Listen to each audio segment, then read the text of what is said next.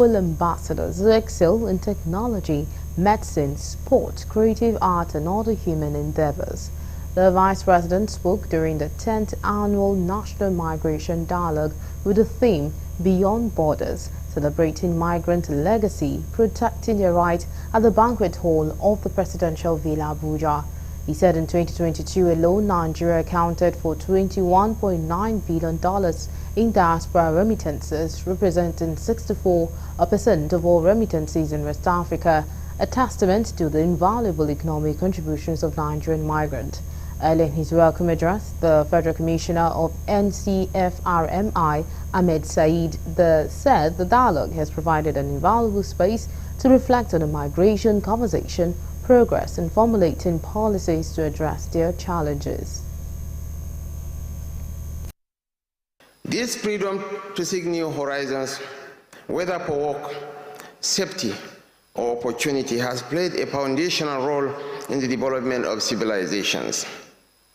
It is through migration that we have shared knowledge, culture, and innovation across borders. No nation or society can claim that it has not been influenced and enriched by ideas, people, and culture from other places. It is with this understanding that I am honored to join you at the 10th Annual National Migration Dialogue, a gathering of experts, policymakers, and stakeholders to answer the question of migration in the world we have shaped. Celebrating progress and forging innovative strategies to address emerging challenges. This year's theme, Beyond Borders, celebrating migrants' legacy, protecting their rights, align perfectly with the global theme for International Migrants' Day, honoring the contributions of migrants and respecting their rights. It challenges us to not only recognize the extraordinary resilience of migrants, but also to commit to safeguarding their dignity and rights. The civil society community acknowledges and commends the Federal Republic of Nigeria for its unwavering dedication to an inclusive approach to migration governance by ensuring a 360-degree whole of society and whole of governance approach. Nigeria has demonstrated a steadfast commitment to international standards, fostering a collaborative environment for state and non-state actors alike. I think it is the place to clap.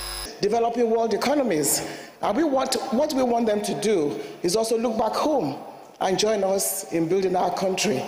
And as we talk about migration, I think as this dialogue goes on, the key thing is how do we reduce irregular migration? How do we stop our people from dying in search of employment? These jobs are needed. How do we make it possible for them to go legally and then join us in contributing to the development of the economy?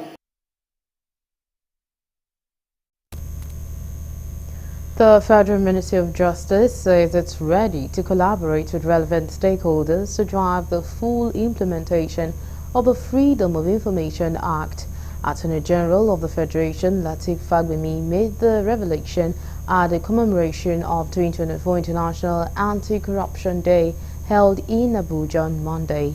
Fagbemi, who was represented by the Director of FOI Department, Godwin Garba, stated that Nigerians together can work in synergy to have a corruption-free country by being transformed and transparent while discharging their responsibilities. He noted that FOI Act gives unlimited access to government information and as a way of transparency in conduct of government businesses and where public sector can be held accountable, adding that the State High Court and Federal High Court have given landmark rulings and judgments in cases in order to promote the implementation of the FOI Act. Understand that the Federal Ministry of Justice is ready and willing to collaborate with partners in order to drive FOI to its full implementations. Always remember that to have a corrupt-free nation, we must be transparent and accountable in discharging our responsibility. We are collaborating in many areas, and we're also looking forward whereby we will make use of jingles, whereby we make use of radio programs, TV programs, other social medias in creating awareness of Freedom of Information Act.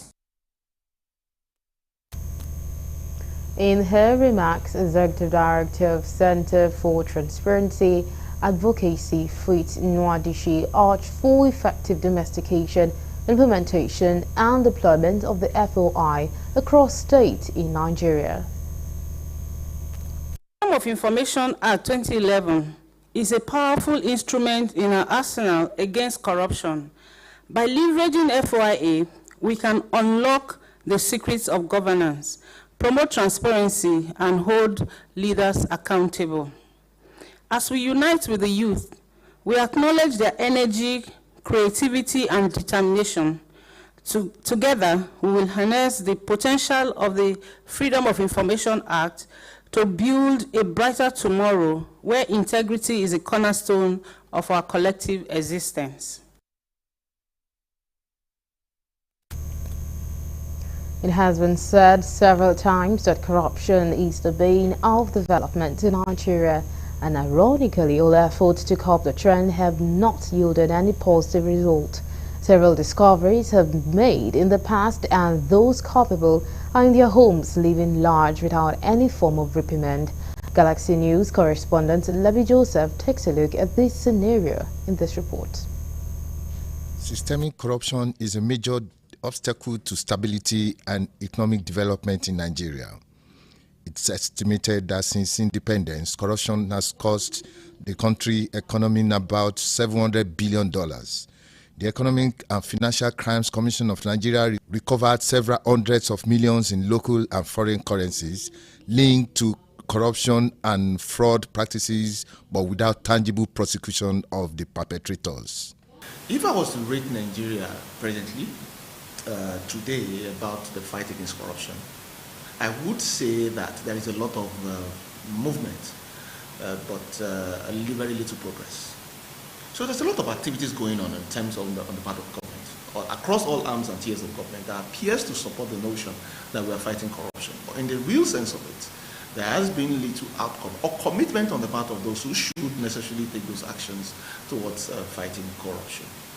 We have started something, but we are not where we should be. Indeed, challenge is about how much you have lost our values as a people, to the extent that corruption seems to have become the order of the day. There's a need for committed actions against corruption owing to its devastating consequences to the nation. Corruption has adverse effect on the economic growth of a nation and chokes entrepreneurship. Corruption is unarguably the cause of stagnation, distortion of growth and development in Nigeria. And we've heard about the budgets that have been passed, including the supplementary appropriation. That is fine. But what about details of how those funds have been spent? What about the budget loot over the years that Nigeria has recovered, but we do not know how those funds have been spent? All these indices goes into rating whether a government is fighting corruption, is serious about fighting corruption, or has made any impact at all in fighting corruption. Government policies. When government, come up with a particular policy, the Nigerian man believes that that policy is just towards a particular, corrupt tendencies. A regular Nigerian believes that, in fact, the trust deficit that is within the system, as between the regular Nigerian and the people in government, is also, I mean, that's largely the major problem. There are several legal instruments in the Nigeria containing provision against corruption practices. Section 98, subsection 1 of the Criminal Code provides that any public officer who is found guilty of corruption is guilty of a felony and is liable to 7 years imprisonment. And it is high time this law is put into use. From Lagos, this is Levi Joseph reporting for Galaxy TV News.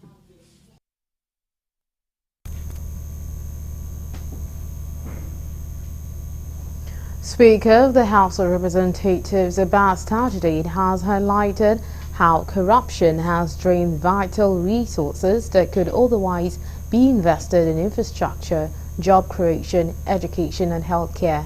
He called for a unified approach in the battle against corruption, emphasizing its devastating impact on Nigeria's development. The Speaker, represented by the Deputy Minority Whip of the House, Honorable George Ozunobi, during the International Anti-Corruption Day event organized by the House Committee on Anti-Corruption, decried the billions of dollars lost annually to corrupt practices. He warned that this systemic corruption deprives communities of essential services and perpetuates poverty and inequality. He also pointed out the broader social implications of corruption, noting how it erodes the social fabric by deepening iniquities and further marginalizing vulnerable groups.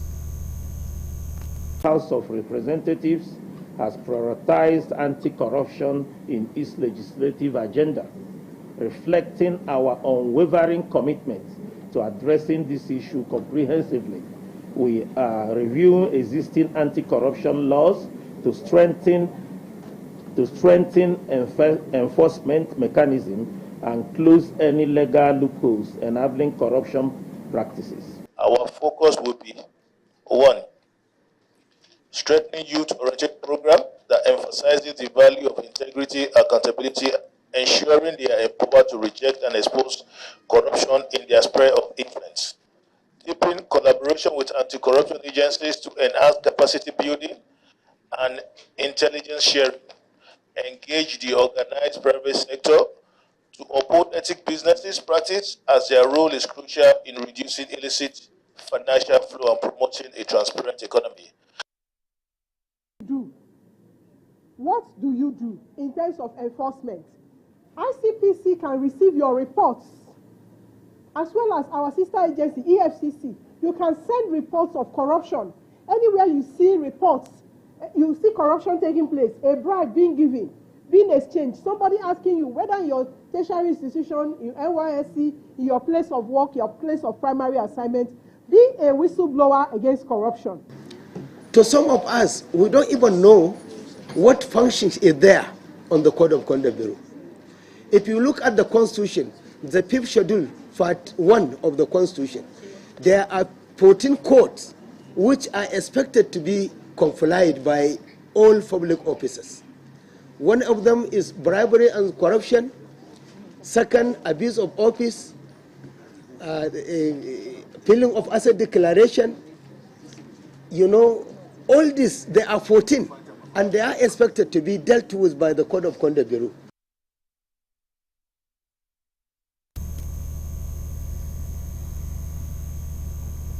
Speaker of the House of Representatives, Tajuddin Abbas, has emphasized that the petroleum sector has long been the backbone of Nigeria's economy, significantly contributing to the GDP and serving as a main source of foreign exchange earnings. Our correspondent Nabuchi Nabuchi sent in this report. Addressing members of the House's Petroleum-related Committee at a workshop on legislative measures for realizing the mandate of the Nigeria Upstream Petroleum Regulatory Commission, Tajuddin Abbas stated on Monday that the vast potential of Nigeria's petroleum sector has been severely hindered by inefficiencies and outdated regulatory frameworks. The Speaker explained that the workshop has to enhance lawmakers' understanding of the petroleum sector and equip them with necessary legislative tools to support the NUPRC in fulfilling its mandate. The petroleum sector has long been the backbone of Nigeria's economy, contributing substantially to our GDP and serving as the primary source of foreign exchange earnings for the country. However, its potential has been hindered by inefficiencies and outdated regulatory frameworks. He noted that the enactment of the Petroleum Industry Act PIA 2021 marked a crucial milestone, introducing reforms that have reshaped the governance, operations and transparency of the oil and gas industry. He said the National Assembly has played a critical role in driving these reforms from Legislative Enactment to oversight, ensuring the sector's stability and effectiveness. The Petroleum Industry Act underscores the importance of parliamentary scrutiny in ensuring accountability within the oil and gas sector. It provides a robust framework for oversight, empowering the National Assembly to monitor the operations of regulatory agencies like the NUPRC. Deputy Chairman of the Committee on Petroleum Resources Upstream, Sirsi Winigan, said the interactions offers them an opportunity to deepen understanding on the PIA and its provisions, as well as responsibility of the NUPRC and the ways to strengthen oversight mechanisms. The objective of this retreat, ranging from identifying areas, the legislative agenda of the 10th House of Assembly, and the vision of our President, His Excellency, President Bola Ahmed Tinubu. Let us seize this opportunity to collectively chart a clear and actionable roadmap that will enable us to achieve the potential of PIA.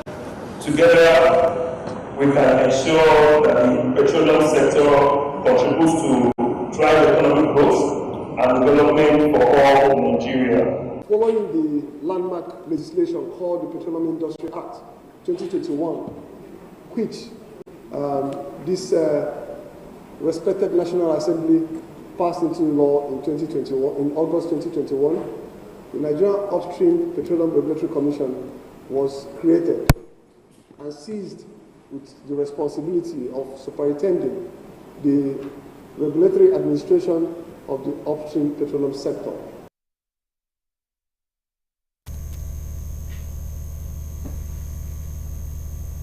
The Southeast Caucus of the Senate on Monday joined groups of stakeholders in the polity calling for wider consultations on the tax reform bills pending for consideration and possible passage by both chambers of the National Assembly. The leader of the caucus, Senator Oyinaya Abaribe, disclosed this to newsmen after the closed-door meeting senators from the entire 5 southeastern states held in his office. Correspondent Kinuju reports that Abaribe at the media briefing said senators from the southeast are not against the bills but want wider consultation to be carried out on them before full consideration of both chambers.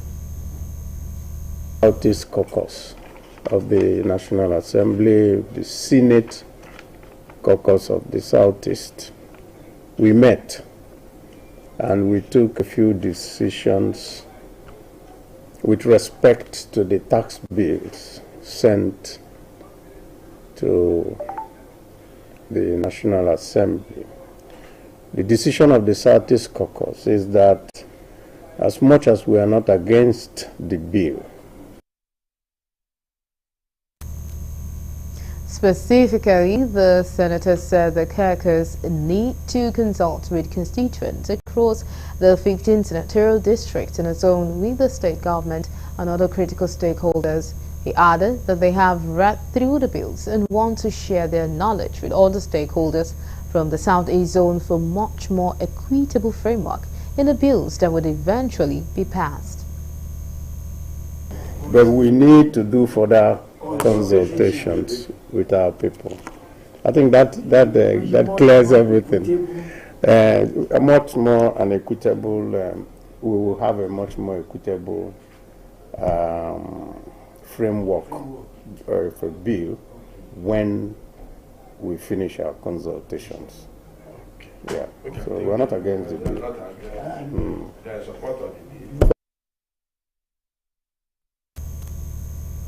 You're still on to Galaxy Primetime News, and coming up next.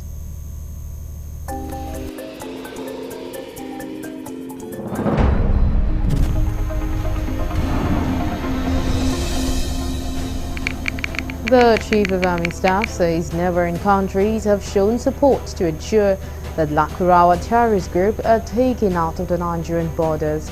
Details of these and more will come to you shortly. Just stay with us.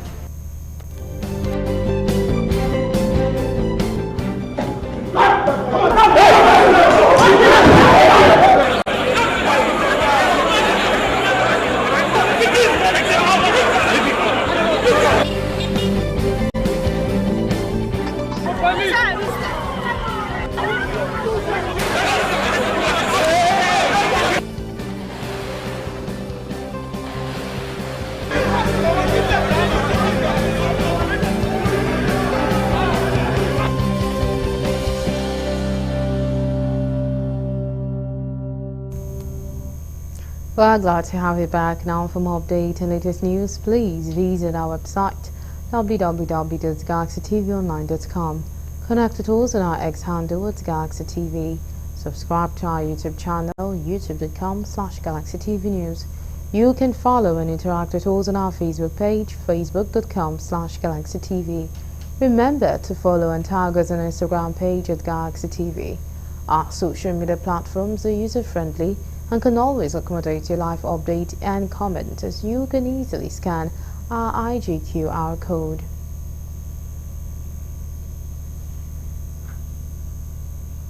The Chief Justice of Nigeria, Justice Kudirat Kekereekun, has attributed the cases of conflicting judgment to irregular conferences among panel of judges. Speaking at the 2024 Judges Conference of the Court of Appeal held in Abuja, Justice Kekereekun and other speakers emphasized the need for collaboration among judges in order to overcome the challenges facing the judiciary arm of government. Correspondent Kuluju completes the story.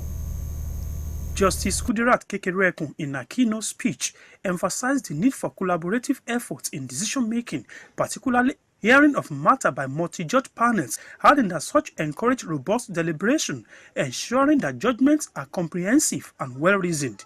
She maintained that conflicting decision has become a major concern and thereby called on judges to attach strong importance to holding of conferences on major decisions. On her part, the President of the Court of Appeal, Justice Monica Dongbe-Mensing, emphasized the need for self-reflection, evaluation, and strategic planning, which encourages knowledge sharing and growth among stakeholders. Now, the issue of conflicting decisions is one of great concern in our community at present time.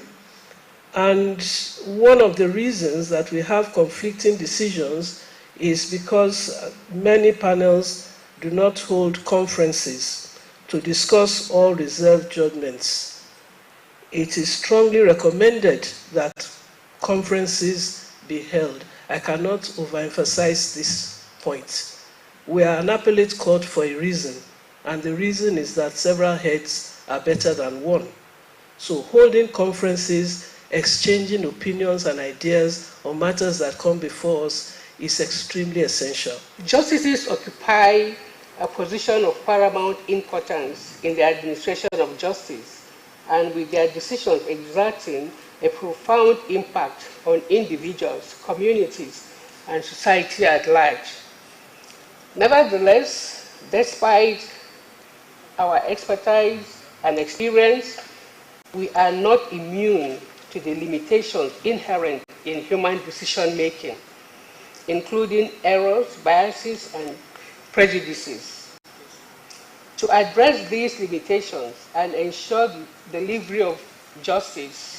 In their separate remarks, the Attorney General and Minister of Justice, Lateef Fagbemi, and the Minister of the Federal Capital Territory, Nyesom Wike, charged the judiciary to reflect on the diversity of the society, noting that judicial inclusion could also be achieved through accessibility to justice and fostering public trust. Also, in his keynote address, the former Attorney General and Minister of Justice, Kanu Agabi, charged judges in Nigeria to be determined against the rising public assaults and begin to fight for themselves, adding that the Nigerian Judicial Council should also play a critical role in shielding judges against public assaults. The Nigerian judiciary, as the guardian of justice and protector of our rights, must reflect the diversity of the nation it serves. Aside meritorious judicial appointments, judicial inclusion can also be achieved by enhancing accessibility to justice and fostering public trust and confidence. I'd like to utilize this unique opportunity to applaud the commendable steps taken towards ensuring more inclusive and equitable justice system through promoting diversity on the bench, the appointment of more women, and individuals from diverse backgrounds to the bench has enriched the court's decision-making process. Effective administration of justice requires the collaboration and support of all stakeholders, including the executive and legislative arms of government, the legal profession, and civil society. As the Minister of the Federal Capital Territory, I reaffirm our commitment to fostering such collaboration and providing the necessary support to ensure that the judiciary functions effectively Times such as this that our Lord Jesus Christ had in mind when he enjoined men and women, such as yourselves, not to despair of doing good. As a body, you have every reason to be proud of yourselves. Our judges are the equals, even the superiors of the judges of other nations. Had it not been for the courage and competence of our judges, had it not been for their dedication and sacrifices, this nation would long since have perished. High point of the event was a presentation of papers by selected speakers from the appeal courts in Abuja. Kule Ojo, Galaxy TV.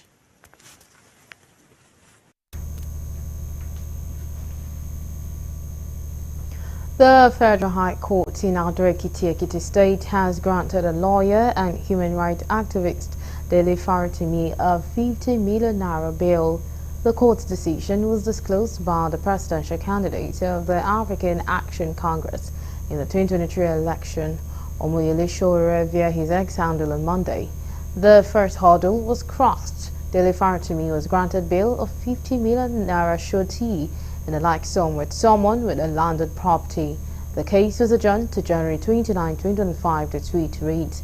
In another tweet, Sowore noted that Faratimi's facial trial would continue tomorrow, Tuesday, at the magistrate court in the state capital over a non-existent offense in Ekiti law books. We've asked the Attorney General of Ekiti State to discontinue the trial immediately, Sowore added.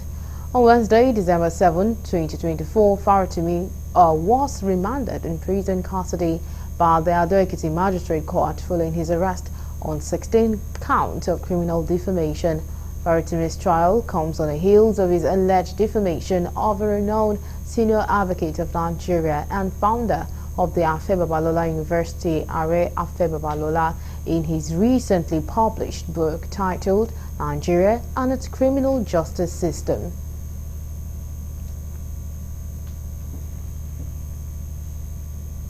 A preliminary trial began on Monday at the Edo State Tribunal over a petition filed by the People's Democratic Party (PDP) challenging the declaration of Senator Monday Okpebolo of the All Progressive Congress as the winner in the September 21, 2024 governorship election.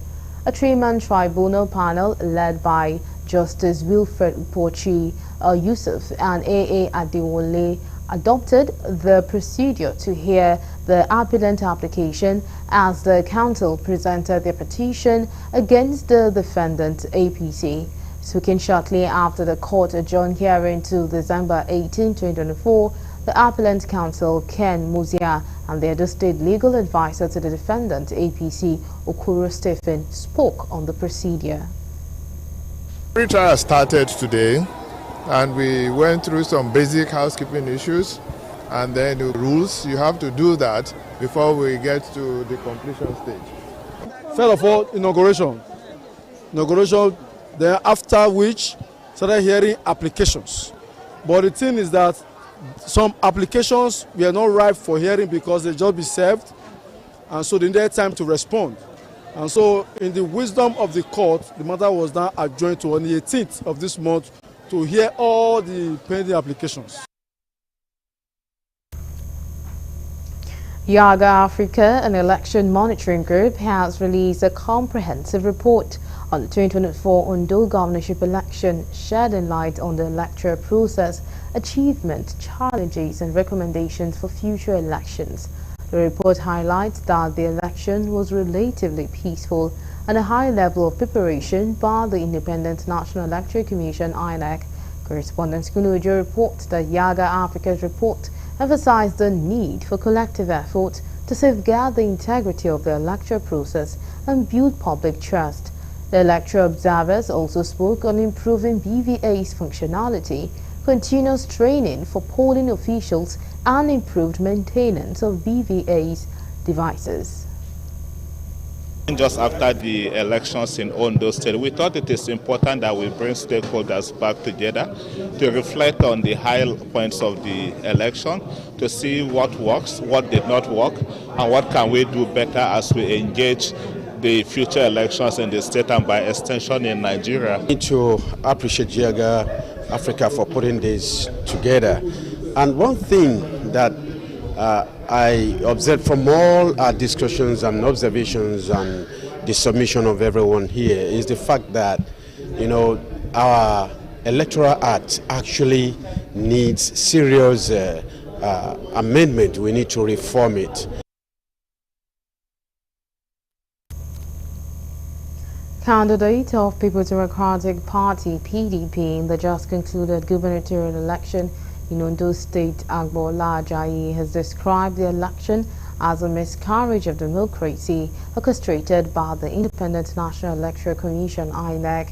He disclosed that he has filed the petitions at the Election Petitions Tribunal to seek redress, noting that the people of the state did not collect money during the election.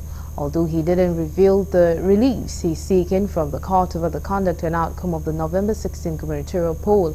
Addressing journalists at the PDP Secretariat in Akure on Monday with the leadership of the party, Agbola Ajayi said since the election, the party has refrained from making public comment to allow time for a comprehensive review of the event that transpired on election day.